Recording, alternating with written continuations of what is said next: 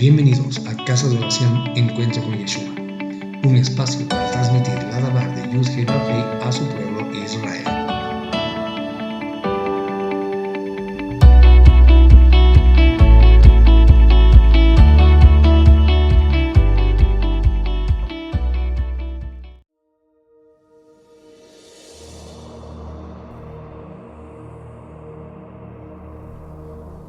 Shalom Ubraja, mis amados hermanos y hermanas en el Mashiach, Yeshua. Bienvenidos a una reunión más de Casa de Oración, Encuentro con Yeshua. Que la paz y la bendición de Adonai, nuestro Abacadosh, esté con todos ustedes. Con corazones gozosos y mentes dispuestas, nos reunimos una vez más para sumergirnos en las aguas vivas de la Torah de Adonai. Esta semana, la porción número 48, Shoftim, que significa jueces, se encuentra en el Sefer Devarim, Deuteronomio, capítulo 16, verso 18 al capítulo 21, verso 9. Nos llama a reflexionar sobre los fundamentos de una sociedad justa y santa, una comunidad que refleja el carácter de nuestro Elohim. Que el Ruach HaKodesh, el Espíritu de Santidad, ilumine nuestros ojos para ver a nuestro Rey Yeshua en cada línea y en cada mandamiento. La parashá Shoftim, jueces, es una de las porciones más fundamentales de la Torah para entender la estructura de gobierno y liderazgo que Adonai diseñó para su pueblo Israel. Moshe, en las llanuras de Moab, está preparando a la nueva generación para entrar a la tierra prometida. No solo necesitan conquistar la tierra, sino también establecer en ella una sociedad que sea un faro de la justicia y la santidad de Yud-Heh-Vav-Heh para todas las naciones. Esta porción establece la estructura de liderazgo civil y espiritual de Israel. Jueces y oficiales deben ser designados en cada ciudad para administrar justicia sin parcialidad, soborno ni perversión. El Melech, el rey, establece las pautas para un futuro monarca quien no debe ser un déspota al estilo de las naciones paganas, sino un siervo del pueblo que estudia y vive según la Torah de Adonai. Sacerdotes y levitas. Se define su rol y su sustento, recordándonos que su herencia no es terrenal, sino del Adón mismo. Vemos al profeta, David, advierte contra las prácticas ocultistas de los cananeos y promete la venida, más bien dicho, de un profeta como Moshe, a quien el pueblo deberá escuchar. Espiritualmente hablando, Shoftim, mis amados hermanos, es el plano divino para una comunidad redimida. No es una mera colección de leyes civiles, es una revelación del corazón de un Adonai que anhela la justicia y la rectitud y, sobre todo, la santidad. Cada una de estas figuras de autoridad, juez, rey, sacerdote y profeta, son sombras y tipos que apuntan a la única persona que encarna perfectamente todas estas funciones, nuestro Adón y Salvador, Yeshua HaMashiach. Él es el justo juez, descrito en 2 Timoteo 4:8, el Rey de Reyes, como describe Apocalipsis 19:16, nuestro sumo sacerdote, eterno según el orden de Melquisedec, descrito en Hebreos 7, y el profeta prometido a quienes debemos escuchar, como dice Hechos 3:22-23.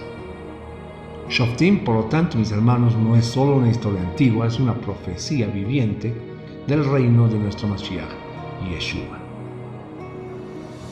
Amados hermanos, como lo hacemos semanalmente en esta serie de audio llamada La Torah en mi vida, exploraremos los eventos clave, los versículos más significativos y su aplicación para nosotros los creyentes en Yeshua HaMashiach. Buen momento entonces para motivarlos a que se queden con nosotros, tengan a mano su cuaderno de apuntes y sus escrituras y juntos comencemos a estudiar, analizar estos versos más relevantes de la Torah y también vamos a ver su relación con el Brit Hadashah. Amén. Muy bien, comencemos entonces. Devarim 16:18.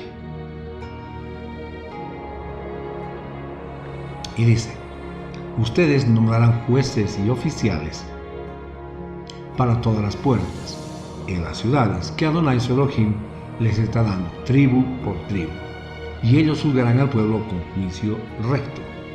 Bien, ¿qué vemos acá? Vemos que Moshe establece la infraestructura judicial descentralizada de Israel. La justicia no debía ser un privilegio de la capital o del tabernáculo, sino accesible para todos, en cada ciudad.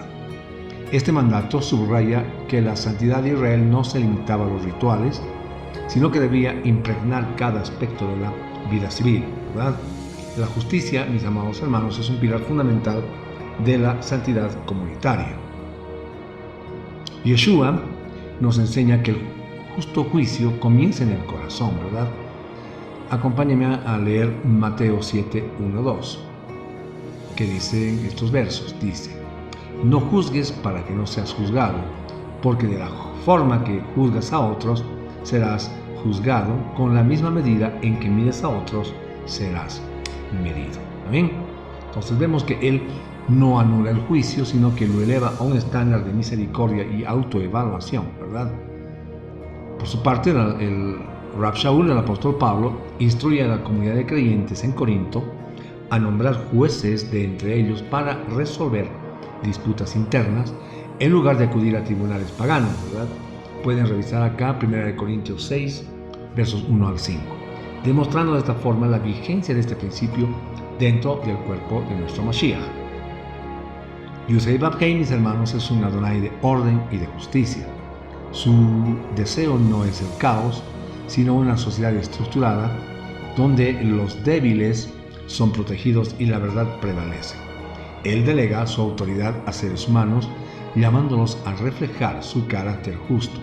Esto nos revela un Adonai que confía en su pueblo y lo llama a ser copartícipe en el establecimiento de su reino acá en la tierra.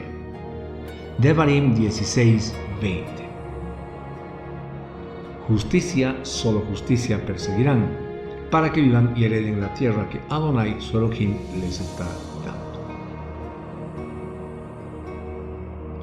La repetición de la palabra justicia, tzedek en hebreo, es un énfasis poderoso, ¿verdad? No se trata solo de hacer justicia, sino de perseguirla activamente con pasión y con diligencia. La justicia no es pasiva, debe ser buscada, anhelada y establecida, ¿verdad? La vida y la herencia en la tierra prometida estaban condicionadas a esta búsqueda incesante de la justicia de Adonai. Yeshua encarna y eleva este principio en el Sermón del Monte. En Mateo 6:33 nos dice que busquemos primero el reino y su justicia, y a su tiempo, nos dice este verso, todas esas cosas les darán por añadidura. Amén. La justicia que buscamos, hermanos, ya no es solo civil, sino la justicia imputada a Yud-Heh-Vav-Heh que recibimos por la emuná en Yeshua, que pueden ver Romanos 3, 21 y 22. Entonces, perseguir la justicia hoy significa vivir en la justicia que Yeshua nos ha dado y manifestarla en nuestras acciones, buscando la reconciliación y la restauración. Este versículo revela que la justicia no es un concepto abstracto para Adonai, es el fundamento mismo de su trono, como dice la palabra en Salmo 89:14, revísenlo ustedes, y la condición para la vida abundante que Él ofrece. Nos enseña que la bendición de Adonai no es incondicional en el sentido de que ignora nuestras acciones, está intrínsecamente ligada a nuestro alineamiento con su carácter justo y amoroso. Amén. Devarim 17, 14, 15. Cuando hayan entrado en la tierra que Adonai su Elohim les está dando, hayan tomado posesión de ella y estén viviendo allí, ustedes pueden decir: yo quiero tener un rey sobre mí como todas las otras naciones alrededor de mí. En ese evento nombrarán como rey al que Adonai su Elohim escoja. Él debe ser uno de sus hermanos. Este rey que nombren sobre ustedes, les está prohibido nombrar un extranjero sobre ustedes que no sea su hermano. Amén. Vemos entonces que Adonai anticipa el deseo de Israel de tener un rey como las otras naciones. Sin embargo, establece condiciones estrictas, ¿verdad? El rey no es un elegido por el pueblo, sino por Yud-Heh-Vav-Heh. Y crucialmente debe ser uno de tus hermanos, como reza el verso que hemos escuchado hace un momento, y no así un forastero. Esto aseguraba que el rey compartiera la emuná, el pacto y el destino del pueblo, evitando la tiranía y la idolatría. Esta es una profecía mesiánica asombrosa, mis hermanos. Yeshua es el rey escogido por el Padre, como se lee en Tehilim en Salmos 2, 6, 7, que dice: pues yo mismo he instalado a mi rey en Sión, mi monte Kadosh, proclamando el decreto de Elohim. Me dijo: tú eres mi hijo, yo te he engendrado hoy. Amén. Y cumpliendo esta Torah a la perfección, él se hizo uno de nuestros hermanos. Hebreos 2:11 dice: para ambos, Yeshua quien justifica y los que están siendo santificados son Ejad, una unidad, y por esto no se avergüenza de llamarlos sus Ahim. Yeshua, hermanos, no reinó desde una distancia celestial, sino que se encarnó, se hizo nuestro hermano para poder redimirnos, ¿verdad? Adonai no se opone al liderazgo humano, pero exige que esté sometido a su soberanía. El verdadero liderazgo en el reino de Adonai es un liderazgo de hermandad y servicio, no de dominación. Adonai nos muestra su corazón paternal, ¿verdad? Él mismo eligió un rey que no nos oprimiría, sino que se identificaría con nosotros en nuestras debilidades. Amén. Devarim 17, 18, 19. Cuando él haya llegado a ocupar el trono de su reino, él escribirá una copia de esta Torah en un rollo para sí mismo, de la que los Kohanim y los levitas usan. Permanecerá con él y él la leerá todos los días, por todo el tiempo de su vida, para que él aprenda a temer a Adonai su Elohim y guarde todas las palabras de esta Torah y estas leyes y las obedezca. Bien. A diferencia de los reyes paganos que estaban por encima de la ley, el rey de Israel debía estar bajo la ley, ¿verdad? Su compañero constante no era un cetro de oro, sino un rollo de la Torah. Su poder emanaba de su sumisión a la palabra de Yud-Heh-Vav-Heh. La lectura diaria lo mantendría humilde, temeroso de Adonai y justo en su gobierno. Sabemos, hermanos, que Yeshua es la palabra, es la Torah viviente, hecha carne, como leemos en Yohanan 1:14, ¿verdad? Ahora, vemos que él no solo leía la palabra, él era la palabra, ¿verdad?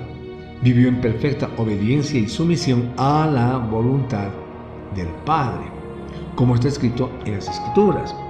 Cuando fue tentado en el desierto, su arma fue la palabra de Adonai, ¿verdad? Eso lo vemos en Mateo 4, versículos 4, 7 y 10. Él es el modelo perfecto del rey que gobierna no por su propia voluntad, sino por la palabra de su Padre. Amén. Este versículo nos enseña que el verdadero poder y la sabiduría no provienen de la fuerza militar, la riqueza o la estrategia política, sino de la inmersión constante en la palabra de Adonai. Revela a un Adonai que desea una relación íntima con sus líderes, guiándolos a través de su revelación escrita para que puedan guiar a su pueblo con integridad. Devarim 18, 1, 2.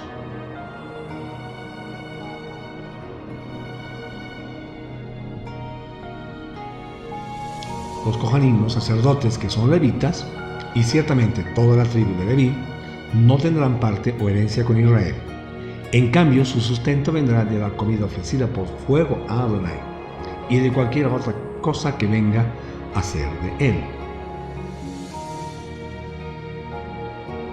Ellos, dice el versículo 2, de Devarim 18, dice: ellos no tendrán herencia con sus hermanos porque Adonai es su herencia, como él les ha dicho a ellos. Pues bien, a la tribu de Leví, de la cual provenían los sacerdotes, no se asignó una porción territorial de la tierra prometida, como hemos escuchado. Su provisión material vendría de las ofrendas y diezmos del pueblo, pero su verdadera herencia, su porción, era Adonai mismo, ¿verdad? Su vida estaba radicalmente dedicada al servicio en el tabernáculo, en el templo, viviendo en una dependencia directa y constante de Adonai. Por su parte, Yeshua, nuestro sumo sacerdote, tampoco tuvo posesiones personales, ¿verdad? Mateo 8:20 dice, Yeshua les dijo, las zorras tienen guaridas y las aves del cielo tienen nidos, pero el Ben Hadam no tiene nada donde pueda recostar la cabeza. Amén. Entonces su herencia era su padre. Para nosotros los creyentes que somos un real sacerdocio, como está escrito en primera de Pedro 2:9, este principio sigue vivo, ¿verdad? Nuestra verdadera herencia no está en este mundo. Como Shaul escribió, nuestra ciudadanía está en los cielos, Filipenses 3:20. Entonces somos llamados a vivir con una perspectiva eterna, sabiendo que Adonai es nuestra porción y nuestra recompensa final. Amén.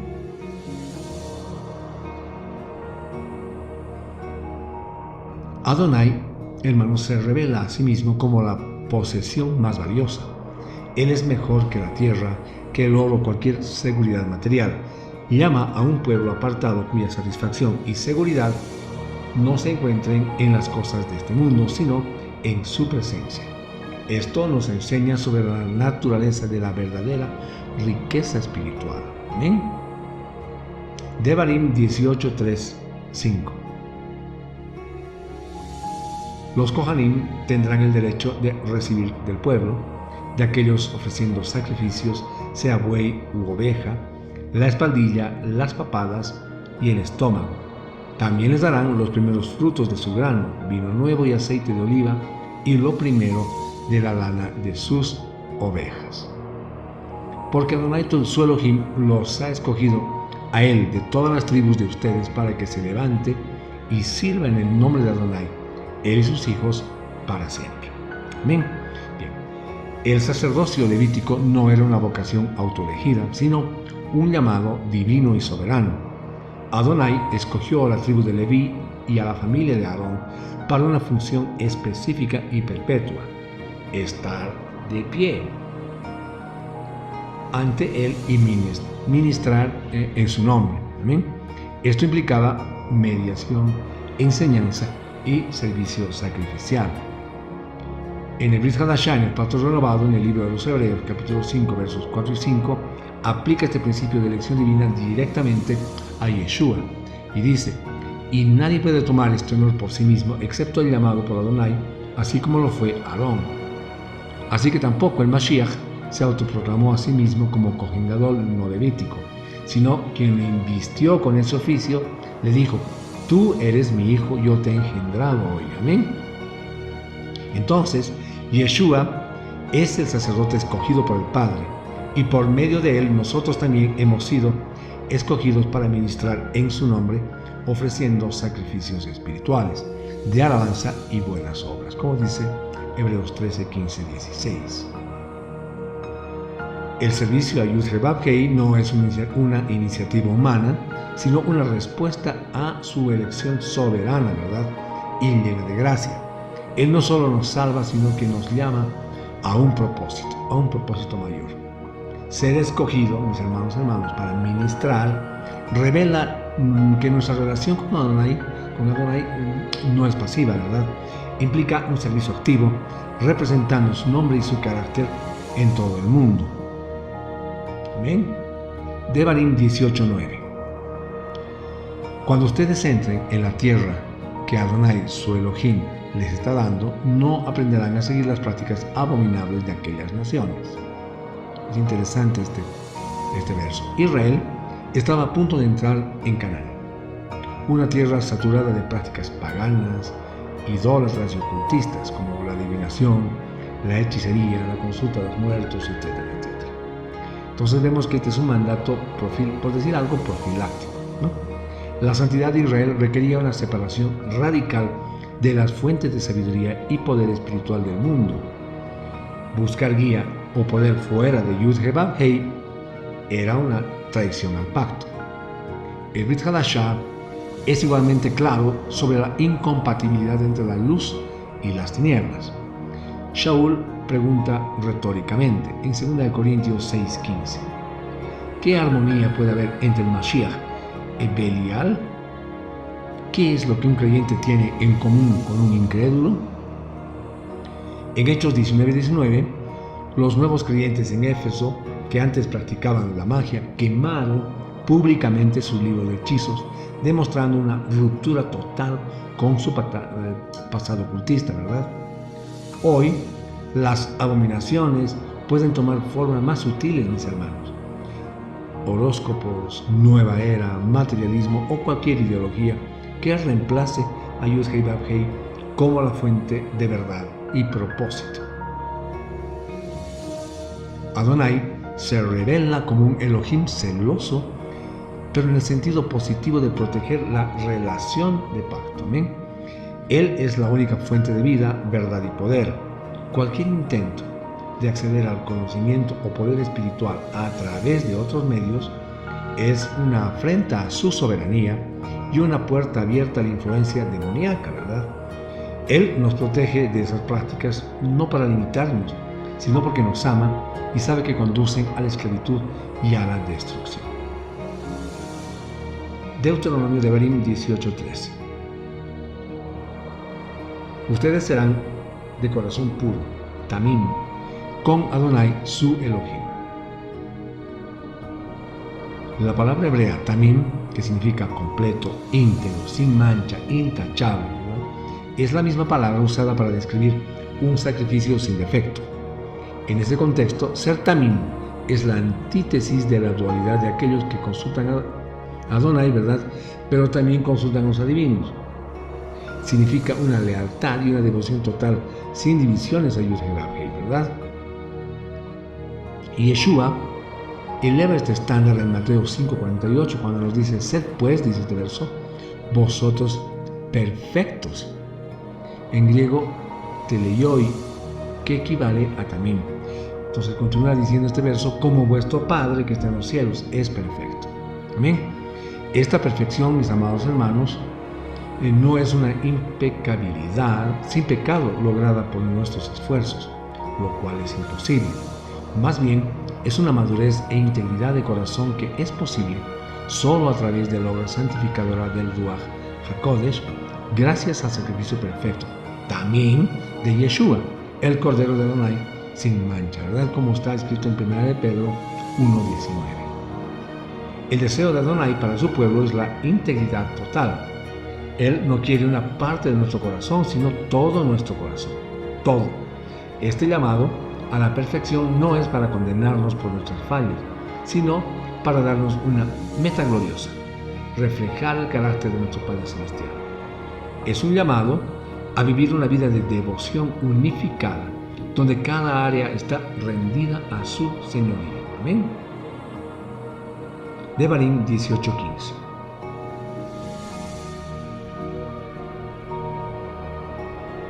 Adonai levantará un profeta como yo de entre ustedes, de sus propios hermanos. Tienen que prestarle atención a él. Después de prohibir las formas paganas de buscar guía, Adonai promete su propia provisión: un profeta. Y este profeta sería, primero, de Israel, o sea, de tus hermanos; segundo, como Moshe, es decir, hablaría cara a cara con Adonai y sería el mediador del pacto, sería una especie de liberador, ¿verdad? Y tercero, su palabra tendría autoridad divina, ¿verdad? Porque le dice: a él oiréis. Bien, es hermoso esto. Aunque esto se aplicó a la línea de profetas que Adonai envió a Israel, el judaísmo siempre ha visto aquí una referencia singular al Mashiach. Esta es una de las profecías más explícitamente cumplidas en Yeshua. Felipe dijo a Natanael en Yohanan 1:45. Juan 1:45 dice: Filipos encontró a Natanael y le dijo: hemos encontrado aquel del cual Moshe escribió en la Torá y también los profetas, a Yeshua bar Yosef de Netzaret. Amén. Kefa, Pedro, en su sermón en el templo, mis hermanos, cita directamente este versículo y lo aplica a Yeshua, advirtiendo que cualquiera que no escuche a este profeta será desarraigado del pueblo, ¿verdad? Y es que Yeshua es el profeta por excelencia. Adonai nunca deja a su pueblo sin su palabra, ¿verdad? Él se compromete a comunicarse con nosotros de una manera clara y con mucha autoridad, ¿verdad? Esta promesa revela su anhelo, mis hermanos, de tener una relación con la humanidad. No quiere que busquemos respuestas en las tinieblas, por supuesto que no, sino que escuchemos la voz de Yeshua, en quien ha puesto toda su autoridad y revelación. Amén. Devarim 19, 1 al 3. Cuando Adonai, su Elohim, corte a las naciones cuya tierra Adonai, su Elohim, les está dando, y ustedes tomen el lugar de ellos y se asienten en sus ciudades y en sus casas, ustedes apartarán 3 ciudades para ustedes en su tierra que Adonai les está dando para poseer. Dividan el territorio de su tierra, cual Adonai, su Elohim, les está haciendo heredar, en 3 partes, y preparen los caminos para que cualquier homicida pueda huir a estas ciudades. Estas eran las ciudades de refugio y eran una provisión de gracia dentro de la Torá.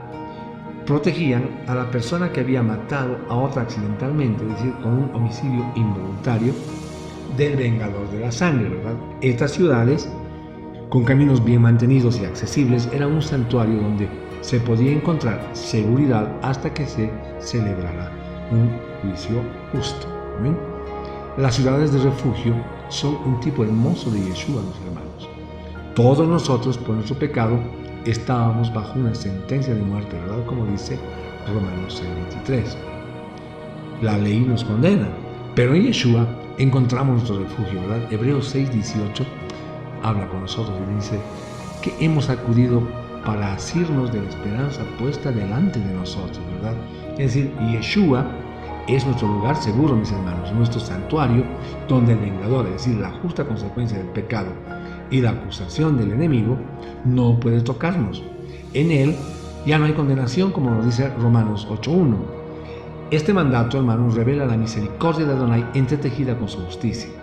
Él distingue entre el pecado intencional y el error involuntario. Proporciona una vía de escape y de protección.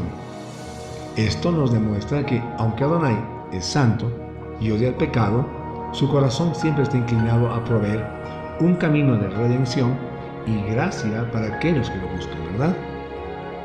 Bien, continuemos. Devarim 19:15.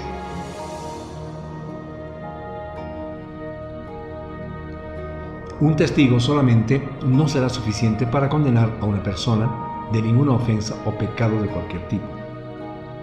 El asunto será establecido solo si hay 2 o 3 testigos testificando contra él.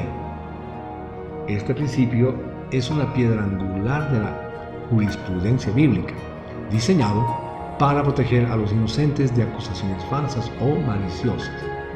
Requiere corroboración, previniendo que la vida o la reputación de una persona sean destruidas por la palabra de un solo individuo. Esto fomenta la verdad y desalienta la calumnia, ¿verdad? Yeshua afirma este principio de la Torá para la disciplina dentro de la comunidad de fe. En Mateo 18:16 explica eso. El apóstol Shaul, Rab Shaul, también lo cita en el contexto de establecer cargos contra un anciano, escrito en 1 Timoteo 5:19, y para confirmar la veracidad de su propio ministerio y advertencias. Es en 2 Corintios 13:1. Pero más profundamente, el testimonio de la deidad y la misión de Yeshua fue confirmado por múltiples testigos. Y así lo relata Yohanan 5:31 al 39, que dice: si yo doy testimonio acerca de mí mismo, mi testimonio no es verdadero, pero hay otro que da testimonio acerca de mí, y sé que su testimonio que él testifica de mí es verdadero. Enviaste a Yohanan y él testificó acerca de la verdad. Pero yo no recibo testimonio de hombre alguno para saber quién soy. Si he mencionado a Yohanan, ha sido solo para que ustedes crean y sean salvos. Él era una lámpara ardiente y resplandeciente, y por una hora ustedes querían disfrutar de esa luz. Pero mi testimonio es mayor que el de Yohanan, porque las obras de mi Padre me dio para terminar. Esas obras que he hecho testifican de mí, que el Padre me ha enviado. Y por encima de esto, el Padre que me envió, él mismo ha testificado acerca de mí. Pero ustedes nunca han oído su voz, ni han visto su apariencia. Además, su palabra no permanece en ustedes porque no confían en que Él ha enviado. Escudriñad las escrituras del Tanakh con diligencia, en ellas tenéis la vida eterna, porque ellas son las que dan testimonio de mí. Amén. Hermanos, Adonai es un Elohim de verdad y equidad. Valora la reputación y la vida de cada individuo. Este mandato nos enseña la importancia de la evidencia, la prudencia y la aversión a los juicios apresurados. Refleja un Adonai que no opera basado en rumores o sospechas, sino en la verdad establecida. Amén. Devarim 23:4.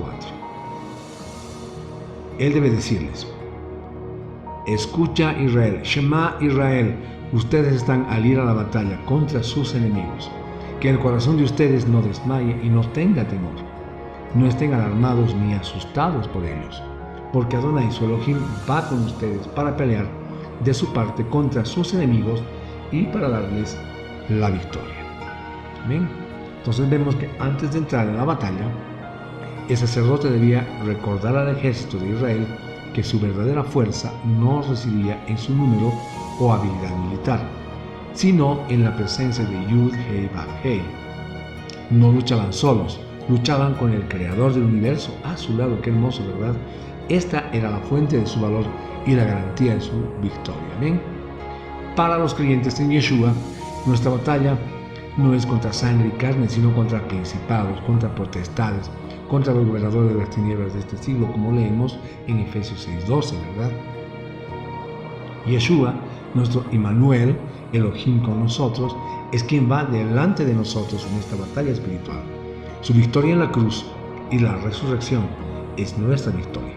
La promesa hecha descrita en Mateo 28:20, yo estoy con vosotros todos los días hasta el fin del mundo, es el eco, mis hermanos, de este versículo de la Torah en el Nuevo Pacto. Amén. Adonai se revela como un guerrero divino que lucha en favor de su pueblo. No es un espectador distante, sino un participante activo en nuestras luchas. Esta verdad está diseñada para reemplazar nuestro miedo con emuná. Nuestra confianza no debe estar en nuestros propios recursos, sino en su presencia y poder omnipotente que nos asegura la salvación final. Devarim 20:10. Cuando ustedes avancen a un pueblo para atacarlo, primero le ofrecen términos de paz. Bien. Incluso, hermanos, en el contexto de guerra, específicamente contra naciones fuera de Canaán, el primer paso ordenado por Adonai, como estamos viendo, era ofrecer la paz. La guerra era el último recurso, no el primero. Esto demuestra un principio divino de misericordia y una oportunidad para la rendición pacífica antes de la hostilidad, ¿verdad? Contrasta marcadamente con la práctica de las naciones vecinas, que a menudo se deleitaban en la conquista brutal. Yeshua es el príncipe de paz, ¿verdad? Descrito en Isaías 9:6. Su mensaje central es el evangelio de la paz. Paz con Adonai y paz entre los hombres, ¿verdad? Efesios 2:14 nos muestra que Él es nuestra paz y nos ha dado el ministerio de reconciliación descrito en 2 Corintios 5:18. Somos llamados a ser pacificadores, como dice Mateo 5:9, y si es posible, en cuanto dependa de nosotros, nos dice que estemos en paz con los hombres, escrito en Romanos 12:18. Hermanos, las buenas nuevas es la oferta de paz de Adonai a un mundo en rebelión. Amén. El corazón de Adonai no se deleita en la destrucción, sino en la paz y en la reconciliación. Incluso al ejercer su juicio, su primer impulso es ofrecer una salida misericordiosa. Esto nos demuestra que la fuerza de Adonai se ejerce siempre con un propósito redentor y que la paz es uno de sus más altos valores. Amén.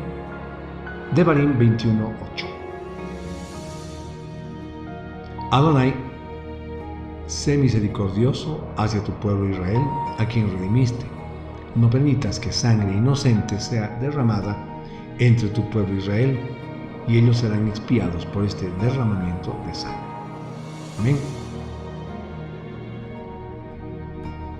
Bien, este es el clímax, como se dice, del ritual de la novilia despeñada, ¿verdad? En hebreo, Eglah Agufá, que se realizaba cuando se encontraba un cadáver en el campo y no se conocía al asesino.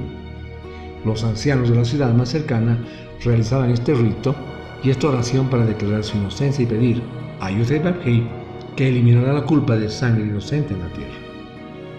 Reconocían que el derramamiento de sangre inocente contamina la tierra y que se requiere expiación.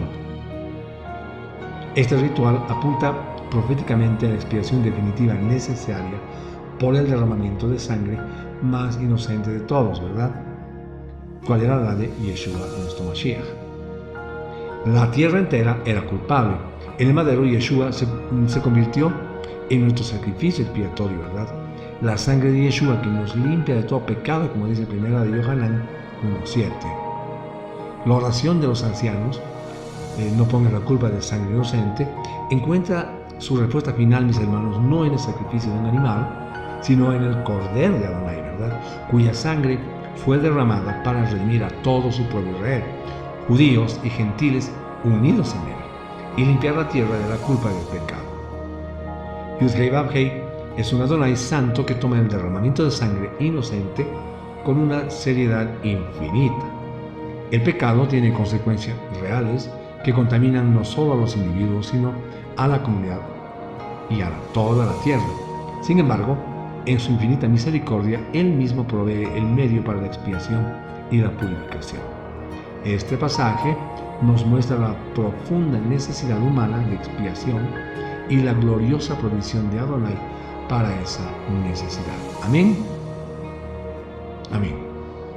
Hermanos, esta porción, mis amados hermanos, nos deja aplicaciones para nosotros como creyentes en Yeshua.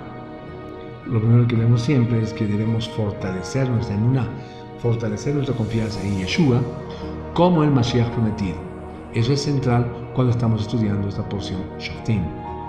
Esta porción nos muestra que la venida de Yeshua no fue un evento aislado, sino el cumplimiento meticuloso de un plan divino establecido desde la Torah. Cuando vemos que Él es el juez perfecto que la Torah anhelaba, el rey humilde que estudia y vive la palabra, el sacerdote cuya herencia es Adonai mismo y el profeta a quien debemos escuchar, nuestra emuná se afianza, mis hermanos, en la roca de la palabra profética de Adonai, ¿verdad? Nuestra emuná crece al entender que el Elohim que dio estas leyes a Moshe es el mismo Adonai que envió a Yeshua, ¿verdad?, para cumplirlas perfectamente, demostrando su fidelidad a través de los siglos. Confiar en Yeshua es confiar en que Él es la respuesta a cada necesidad y cumplimiento de cada anhelo de justicia y liderazgo que Adonai plantó en el corazón de su pueblo. Amén. Debemos también vivir en obediencia a los mandamientos de Adonai. Lejos de ser una carga legalista, es nuestra respuesta de amor y gratitud por la redención que hemos recibido en Yeshua. Shoftim nos llama a perseguir la justicia.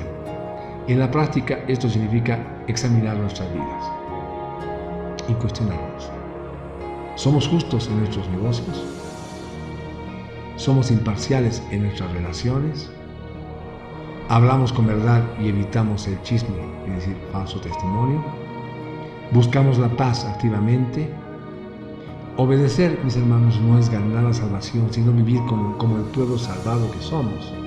Es permitir que la justicia de Yeshua, que nos ha sido imputada, se manifieste a través de Él en nuestras acciones, ¿verdad? Cada acto de justicia, bondad y verdad es un acto de adoración que honra al Rey que nos amó y se entregó por nosotros. Imitar el ejemplo de Yeshua, es decir, seguir a Yeshua, es el llamado más alto de un creyente, y Shoftim nos da un marco para hacerlo. Como juez, por ejemplo, seamos prontos para oír, tardos para hablar y tardíos para airarnos, como dice Santiago 1:19. Cuando debamos juzgar una situación, hagámoslo con misericordia, buscando la restauración y no la condenación, siempre examinando primero nuestro propio corazón.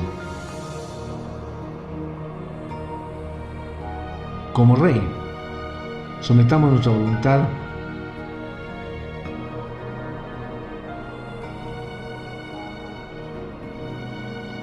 a la palabra de Adonai. Así como el Rey debía leer la Torá todos los días, nosotros debemos sumergirnos en las Escrituras diariamente. Esto nos mantendrá humildes y nos guiará para liderar y servir en nuestros hogares, trabajos y comunidades con la sabiduría de Yud-Heh-Vav-Heh. También como sacerdote, ya vimos como Rey, ahora vemos como sacerdote. Vimos como juez, como Rey y como sacerdote. Recordemos que nuestra herencia no es de este mundo, vivamos con una perspectiva eterna,